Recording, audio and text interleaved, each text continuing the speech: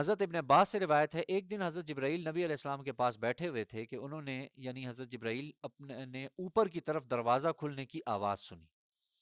چنانچہ انہوں نے اپنا سر اوپر اٹھایا اور کہا یہ آسمان کا دروازہ آج ہی کھولا گیا ہے۔ آپ علیہ الصلوۃ والسلام سے فرمایا، یعنی دونوں ساتھ بیٹھے تھے تو آپ علیہ الصلوۃ والسلام ساتھ تھے اور حضرت جبرائیل نے فوراً آسمان کی طرف دیکھا،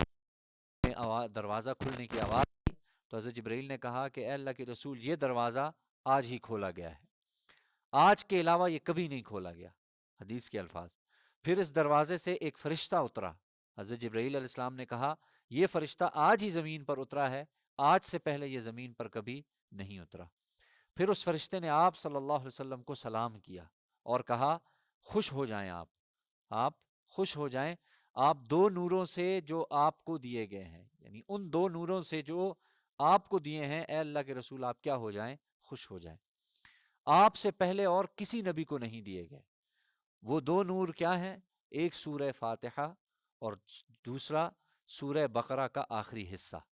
یعنی جو آخری دو آیتیں ہیں۔ آپ ان میں سے جو حرف، آگے دیکھیں فضیلت، آپ ان میں سے جو حرف یعنی کلمہ پڑھیں گے وہ آپ کو ضرور دیا جائے گا، دو اعتبار سے دیا جائے گا، یا تو آپ کو اس کا اجر و ثواب ملے گا،